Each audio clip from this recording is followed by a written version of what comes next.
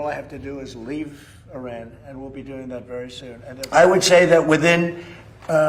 2 weeks, maybe 2 weeks, maybe. បាទសួស្តីបងប្អូនទាំងគ្នាបងប្អូនណាខ្លះឃើញវីដេអូនេះកាលពីម្សិលមិញ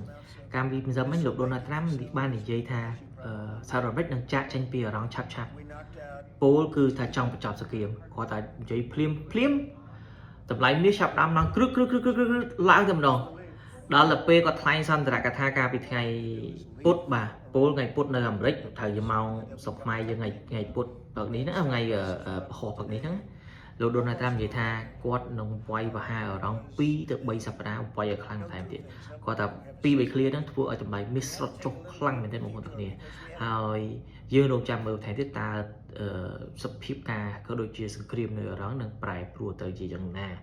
ជាថ្មីម្ដងហើយម្ដងទៀតខ្ញុំនៅតែមានសួរទិនិយមថាតម្លៃមាសនឹងត្រឡប់មកឡើងថ្លៃមកវិញឡើងថ្លៃល្អប្រសើរមកវិញដោយទោះបីជាបញ្ហារបស់លោក Trump មិនក៏ដោយពីព្រោះលោក Trump កំពុងតែវែងពាន់នៅក្នុងសហរដ្ឋអាមេរិកដូចតែខ្ញុំធ្វើវីដេអូកន្លងទៅអញ្ចឹងមានតាំងពីពួក ICE ផងដែលធ្វើតាក់ទងជាមួយនឹងដោវ៉េស cost of living នៅសហរដ្ឋអាមេរិកសង្គ្រាមនៅអរងធ្វើឲ្យតម្លៃពេញឡើងថ្លៃ suffer ទូទាំងពិភពលោកទូទាំងប្រជាពលរដ្ឋទាំងអស់នៅក្នុងពិភពលោកនេះរួមទាំងប្រទេសកម្ពុជាផងដែរដូច្នេះយើងតាមដានមើលបន្ថែមទៀតតើតម្លៃមាសនឹងទៅជាយ៉ាងណាតើរបបនយោបាយរបស់លោក Donald Trump នឹងប្រែប្រួលទៅជាយ៉ាងណាយើងនឹងតាមដានបន្ថែមទៀតគ្រាន់តែថាសម្ដីរបស់លោក Trump ឥឡូវនេះគឺមានឥទ្ធិពលមួយ clear គាត់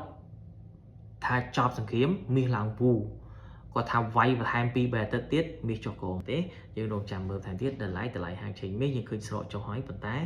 អត់តន់ទៅឆ្ងាយទេបងប្អូនមាសអត់ធ្លាក់ទៅវិញទេអ្វីដែលខ្ញុំមើលឃើញ